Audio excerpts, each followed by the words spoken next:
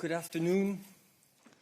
Welcome to our post-college press conference on the opinions of the European Commission on the membership applications of Ukraine, Moldova and Georgia. I immediately give the floor to the President of the European Commission.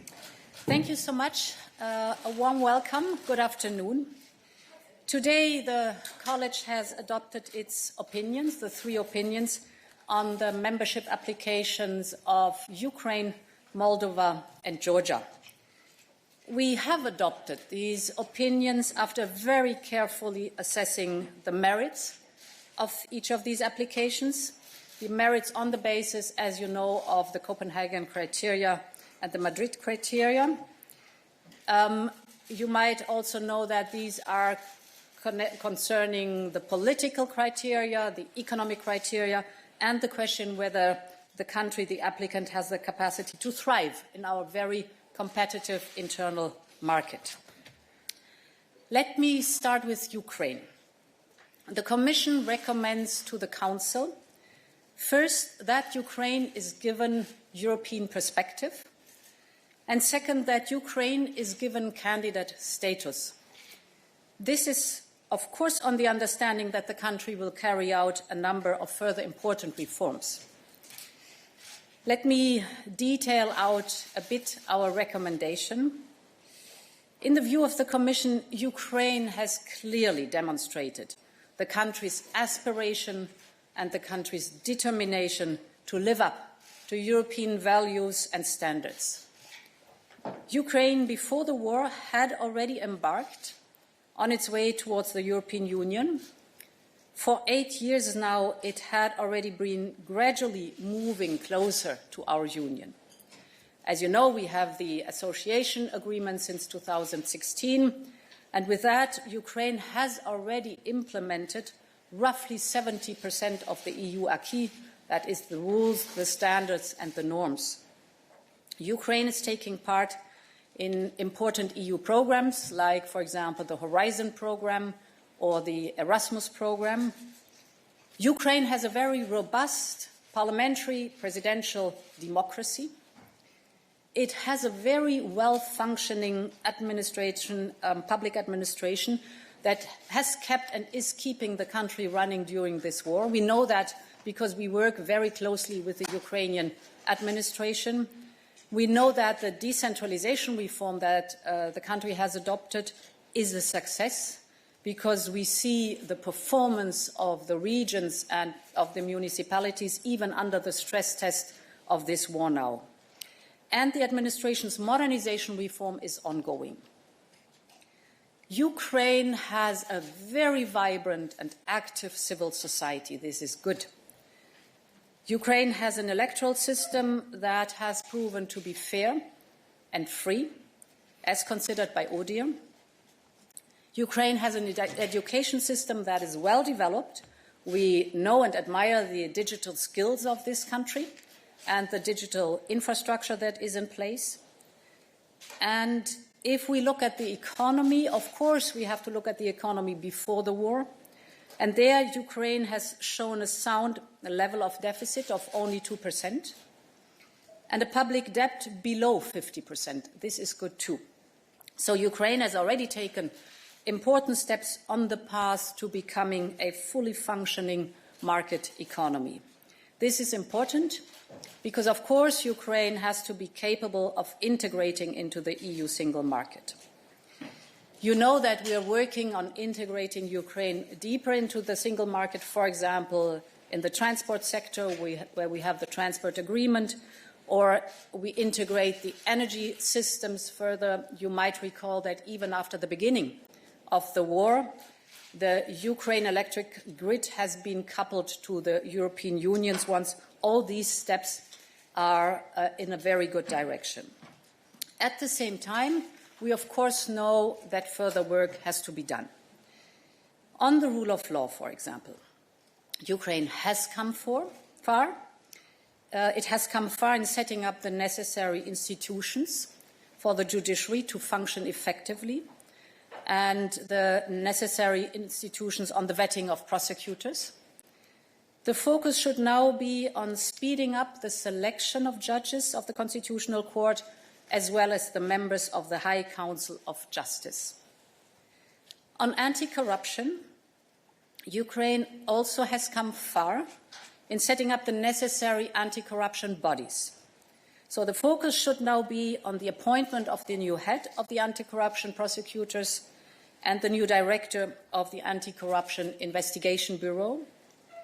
In other words, the anti-corruption bodies are in place. Now they have to become fully operational. On oligarchs, Ukraine has adopted a bold law against oligarchs, the de-oligarchization law. And in fact, it is the only country of the Eastern Partnership that has done so. This is good. Now here, too, it is on implementation. We want to see results on the ground. On fundamental rights, Ukraine has achieved to comply with 80% of the recommendation of the Venice Commission. What remains to be done is the adoption of the law on national minorities. So in sum, a lot has been achieved, but of course, important work remains. I have discussed all this with President Zelensky and Prime Minister Shmyhal when I was in Kiev around about 10 days ago, and I got a very telling reply by President Zelensky. He said, you know, even if we would not apply for European membership, these are all reforms that are necessary and that are good for the country, and we would have to do them anyway because it's for Ukrainian democracy. Of course, we know that not everything can be achieved as long as the war rages in the country, but many of these issues can nevertheless already be addressed. So, to conclude on Ukraine, we have one clear message, and that is, yes, Ukraine deserves European perspective. Yes, Ukraine should be welcomed as a candidate country. This is on the understanding that good work has been done, but important work also remains to be done. The entire process is merits-based. So it goes by the book, and therefore progress depends entirely on Ukraine. It is Ukraine that has it in their hands, and what could be better to shape your own future. Turning to Moldova, our assessment goes broadly into the same direction as for Ukraine. We therefore also recommend that Council grants Moldova the European perspective and candidate status, on the understanding that the country will carry out a number of further important reforms. In the recent past, Moldova has taken a decisive step towards reforms with a clear mandate from its citizens. It is on a real pro-reform, anti-corruption and European path for the first time since independence. Of course, Moldova still has a long way to go. Its economy and public administration in particular require major improvements, but provided that the country's leaders stay on course, we believe that the country has the potential to live up to the requirements. On Georgia, Georgia shares the same aspirations and potential as Ukraine and Moldova. Its application has strength, in particular, the market orientation of its economy with a strong private sector. To succeed, the country must now come together politically to design a clear path towards structural reform and the European Union, a path that concretely sets out the necessary reforms, brings on board civil society, and benefits from broad political support. This is why we recommend to Council to grant the European perspective and to come back and assess how Georgia meets the number of conditions before granting its candidate status. So finally, to conclude, on these three opinions, we did a thorough assessment, and this is laid out in the now public three opinions. This is a very solid basis of facts and evidence to move forward. And building on this basis of evidence is, of course, a historic and a political momentum. And we all know that Ukrainians are ready to die for the European perspective. We want them to live with us the European dream. Thank you so much for the moment. Thank you very much, Mrs. President. Commissioner, you now have the floor. Thank you. Just to complement what the President has just explained to you, as you have seen, in the midst of these very turbulent times, 3 of our partner countries have decided to send a very clear message to us and to the world. Ukraine, Moldova and Georgia want to join the European Union.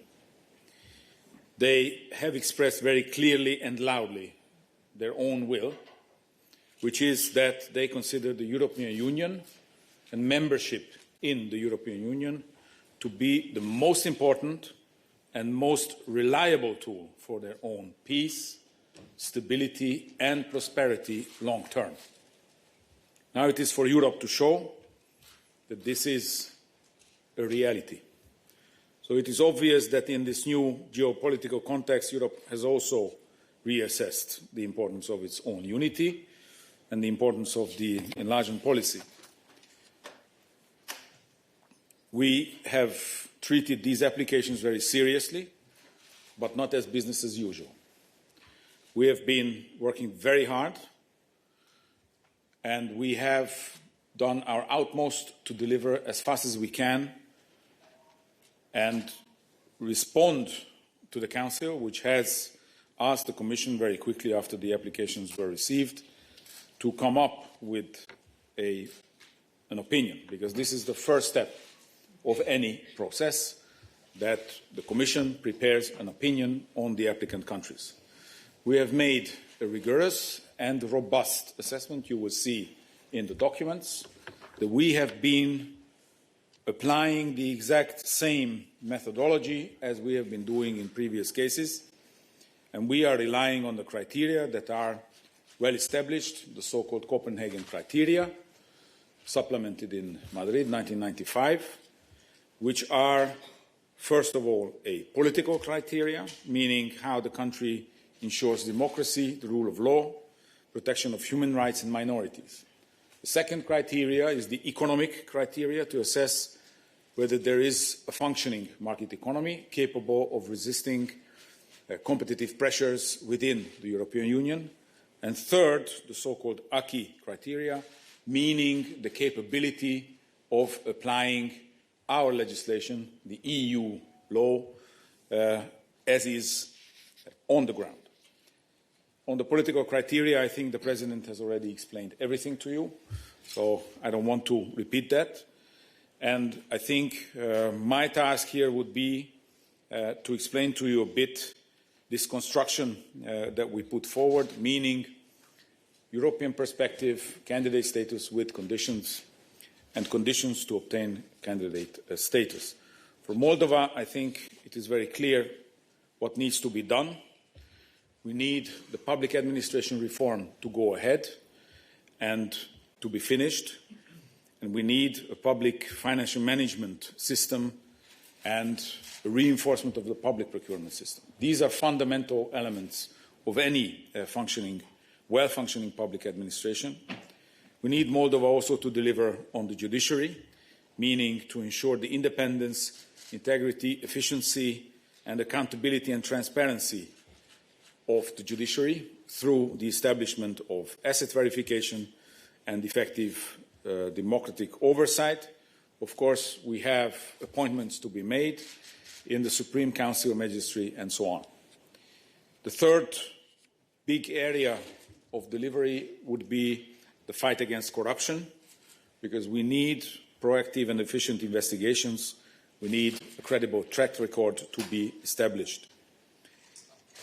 The fourth is organised crime, where we need increased cooperation with the regional, with us, the European Union, and with our international partners to see to it that we have asset recovery, especially after the bank fraud, that we have seen in the country, and we need delivery on the priorities set out by the Financial Action Task Force, also known as FATF.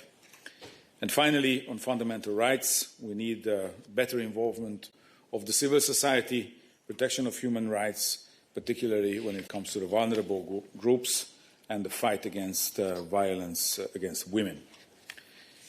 For Georgia, we are setting out also a comprehensive list of priorities on the basis of which we should be able to deliver a proposal for candidate status. On democracy, we would like to see the end of a political polarization that has characterized the country. And we need the cooperation of all political parties in the country and the delivery of the agreement that was reached with the facilitation of the European Union. This also relates to the judicial reform, because that agreement also covered that. And we need also progress on the fight against corruption, where the independence of the anti-corruption agency would have to be ensured. Fourth, we need to step up the fight against organized crime. We need rigorous investigations, prosecutions, and a credible track record again here. And finally, on fundamental rights, we need to guarantee the freedom and professional and pluralistic and independent media environment for the journalists in the country. So in conclusion, I think today is the day when we're making a proposal, and we do hope that next week the Council will follow fully our proposal. Thank you. Thank you very much. We will now go to your questions, and I give the floor to Ketevan. Thank you very much for giving the floor. Good morning, Madam President and Mr. Commissioner. It's a very emotional day for all of us, and I want to use this chance and congratulate my colleagues from Moldova and from Ukraine. I represent the country, and you know that a majority of Georgian people wants to be with you in this organization and to be part of European family. And we hope that this day will come sooner than later. Can you tell us about time frame? We just heard these conditions for Georgia. Is there any time frame for fulfillment these conditions? And also, what is your main message, Madam President, for Georgian people? They are now very, very carefully listening to you, what you will tell them about our European future. Yes, thank you. Thank you very much. So, first of all, it is a huge step forward for Georgia to get the European perspective. This is a big achievement. And the door is wide open. It is up to Georgia now to take the necessary steps to move forward, to come together, the whole country on the political side, and to show very clearly that you want to get active. And this also determines, of course, the time frame. It's up to you. The sooner you deliver, the sooner there's progress. And therefore, it is in the hands of Georgia to really speed up and be clear and move forward through the open door. Thank you very much. Yes, please. Dmitry Shkurko, National News Agency of Ukraine. Madam President, as there are a lot of speculations around that decision, I mean, could you specify, is that decision related to the fact that Ukraine now is in a war, or it is just because it's have its own merits to obtain that candidate status? And the second question, if I may, you have a positive decision both for Ukraine and Moldova. Does it mean that the two countries will be considered in the same basket like it was for a while with Albania and North Macedonia? Thank you. I think my answer for your first question answers immediately also the second question. This whole process, that's very important, is merits-based. It's done by the books. There have to be, and if you look into the communication, they are we have detailed out what needs to be done. And therefore, Ukraine has achieved a lot. If you look at the progress in the last 8 years, the reforms that have been done, the improvements that have been done, the work that has been done together with us shows that there has been really progress, so merits-based. Ukraine is now recommended not only to have the European perspective, but also the candidate status. And of course, we all know more work needs to be done, but there too it's detailed out, it's very clear, you know exactly what is necessary, and as I said, I think the country itself wants to do these reforms because it benefits from these reforms. So completely merits-based, and each of the 3 applicants decides themselves whether they want to move forward and how fast they want to move forward. Thank you. Thomas.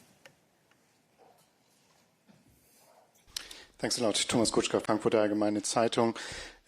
First, 2 questions to the President.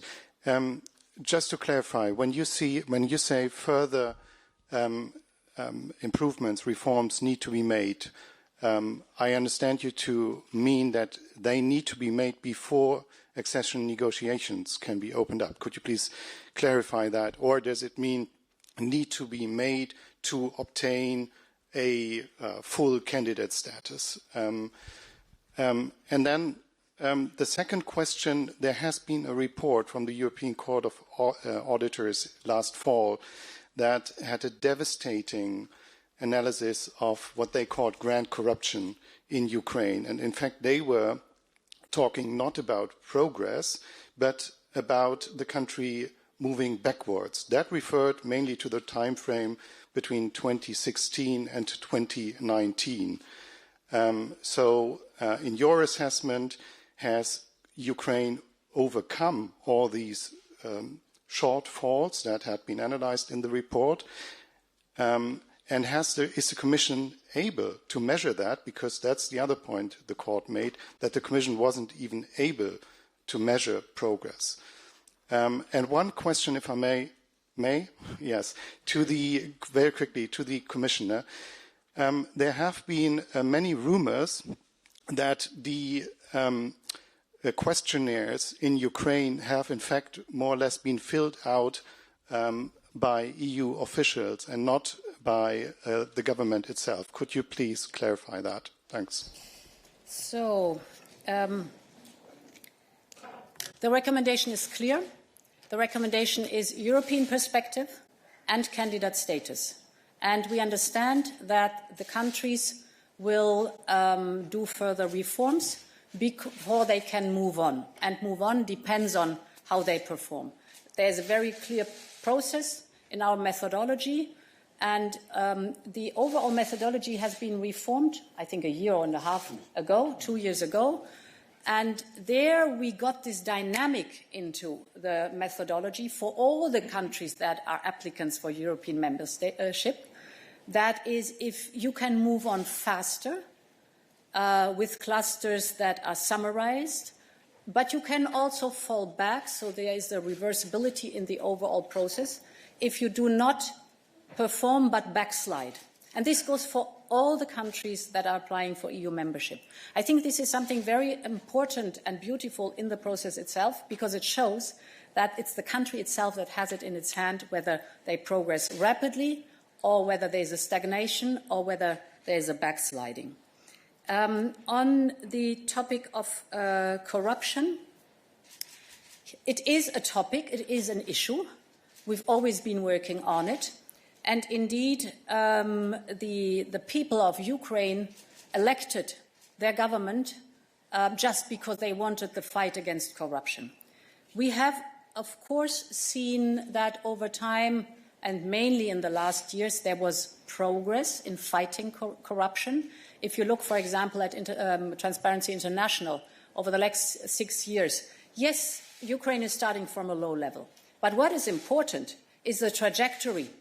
And the trajectory is positive, so they are gaining ground on fighting corruption. That is important. You see also that, indeed, there was a dip in 2019, but then they progressed again. And you have other countries that in this table are backsliding and are losing ground on corruption. One more point on corruption. What is so important? It's the digitalization of processes.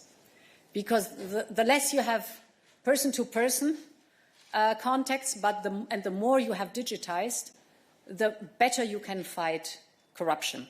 And we have discussed that intensively. When I was in Kiev with President Zelensky and Prime Minister Shmyhal has very interesting, far-reaching plans what the digitalization of the country and the processes are concerned. So there's awareness of the issue, and there should be and is awareness of the issue, but there's also intensive work that is being done. And this is just a criterion where you have to improve. Good. Yes, on the questionnaires. All the questionnaires have been filled out by the countries because they know best. Of course, we have been using data that we have at hand. And in that sense, this was a new approach applied by the Commission so that we are not asking replies to questions we already know the replies to. The second element is, yes, of course, we have provided technical support for all three countries to be able to fill it out quickly and in a non-ambiguous way so that we spare time having no need for additional questions to be put. So it was a common effort. We have helped these countries, but they have been the ones filling it out. Thank you very much. I will take a few questions from the Interactio platform now. And first we go to Tanya Milewska. Thank you. Hi, Tanya Milewska from the Macedonian News Agency. I have a question on North Macedonia, obviously.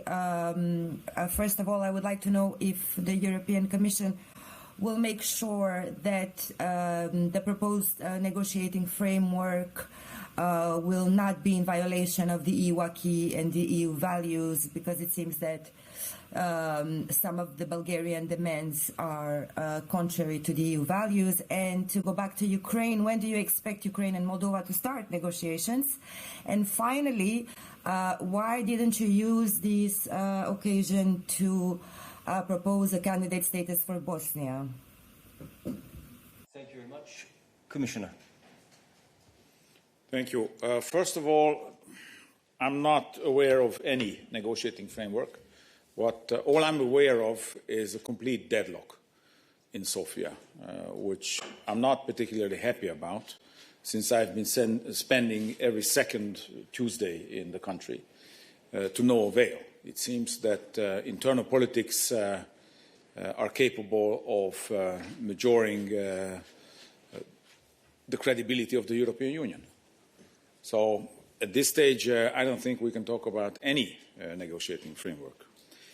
Second, when it comes to candidate status to Bosnia and Herzegovina, Bosnia and Herzegovina is running its own accession process. It's a merit-based process, as also the President underlined, and it applies to each and every single candidate country. Bosnia and Herzegovina has to fulfill 14 priorities that have been laid out in our opinion, and which was confirmed by the European Council at that time. We're still waiting the country to deliver on that. If we are to renegotiate conditions that have been clearly put forward, then we would be giving discounts on the enlargement process, and this is not something that we are doing. Thank you. I take another question from the platform, Philippe Régnier. Oui, bonjour. Merci. Yes, good afternoon. A question in French, if I may. President, you asked a question about general policy. The technical work, does that also send out a message to Vladimir Putin? And then a confirmation, just to be sure that I've entirely understood, that when it comes to Ukraine and Moldova, you are indeed suggesting that the candidate status be given to them immediately, and that then the necessary reforms should start in order to define the negotiating framework, and then start negotiations. Or, on the other hand, should the reforms be started before official candidate status can be granted? It's not entirely clear to me. Thank you. So the former is, and I will repeat it for you, is the case. So we propose candidate status, and we know that then we have to work on reforms that are laid out, as I said, on the understanding that these reforms will be done. Again, the whole accession process is a dynamic process that can move forward, stall, or backwards in at different speed. It's up to the country. And here our expectations are very clear. You get the perspective, you get the candidate status, but we expect you to do these reforms that are detailed out. And the second, or the first question you asked me, well, the whole process shows how important the respect for the international law is. The international law that says very clearly that every country that is sovereign has the right to determine its own future and to decide where to go and what to do. And here it is very clear that the European Union, actually a peace project, is the destination where Ukraine wants to go. And we encourage Ukraine to do the necessary steps. We are impressed by the fight of the Ukraine people for their independence, for their sovereignty, for the integrity of their territory. They are fighting for freedom, and this is one of the universal rights, the basis of our international law that we all have to respect. Thank you. Yes, please. Please present yourself. Yes, hello. Sorry. Pia Gripenberg, Swedish Daily, Dagens Nyheter. Since we don't know how long this war in Ukraine will go on, and I wonder what kind of these recommendations or in the process can be done during the war, and what do you think have to wait until it's a peace? Yeah, I cannot detail out now every step, but an example.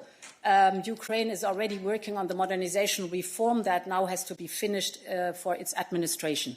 This can be done during the war. And there are other steps that can be done. There's one point that is partially difficult. For example, if you have a selection process for people to be appointed to certain offices, this might be difficult because if these people are either fighting at the front or as refugees, for example, in European countries. So these are very practical reasons. But the parliament is functioning, the government is functioning, so a lot can be done and will be done already. And there's a second point we should not forget. In the mid and long term, we are looking at the reconstruction of the country. This is a different process. You know that we are working on a platform to channel all the different global initiatives to support Ukraine financially for the reconstruction. And there we think it is absolutely the right moment to say investment and reforms. That's what Ukraine wants, so that these reforms also pay into the goal to join the European Union, that these reforms are done with the investments. Thank you very much. I go back to the platform. Lawrence Norman. Number 2.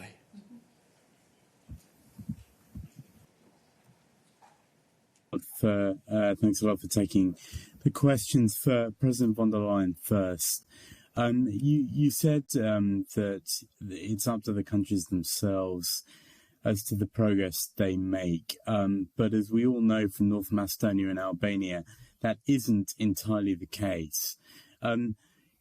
Is there a world that you could envisage in which Ukraine and Moldova can start their accession talks before the EU agrees to move ahead with accession talks for North Macedonia and Albania?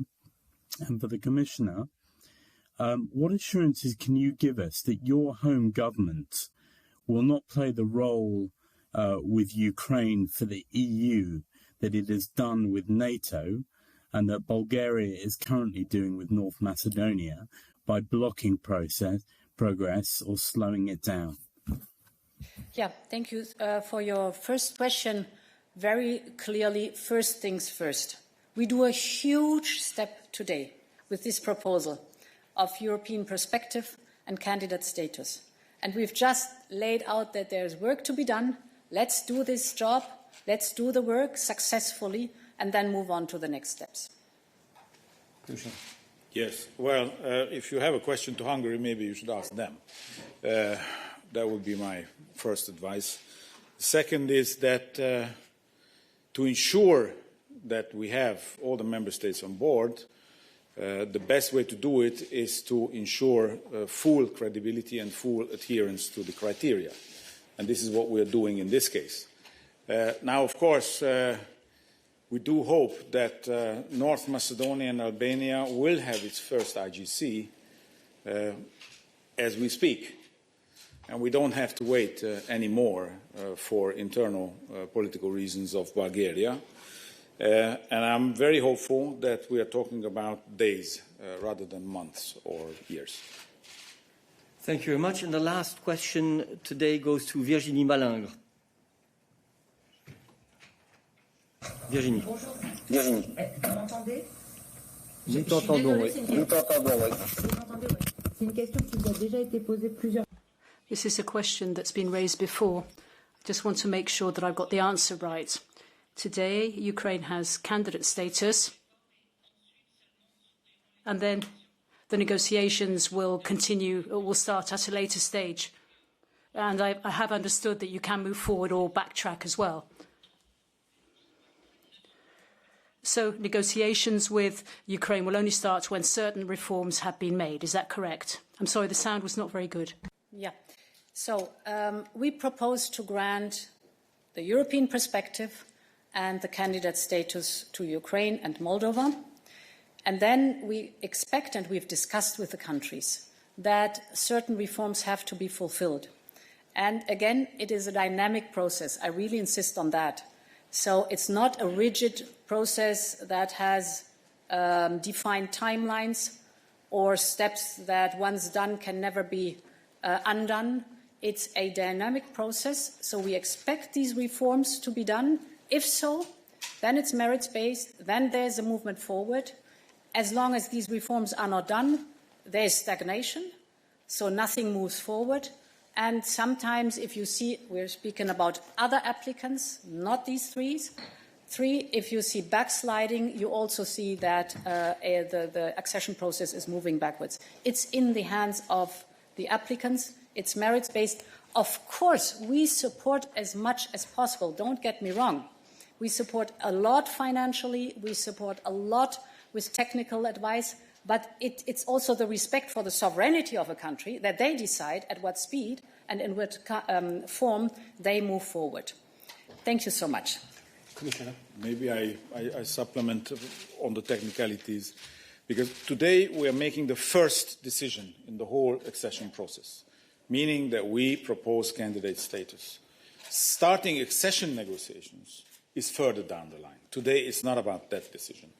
Once conditions are met, then we will have to come back and reflect on it, whether we have all the criteria met to make the next step, which is going to be the start of accession negotiations. But that is another set of decisions to be made. This is not for today. Thank you very much. This brings us to the end of this press conference. Stay tuned. There will be a technical briefing following to allow you to ask more detailed questions on the opinions and on the enlargement process. Thank you very much. You do me the favor.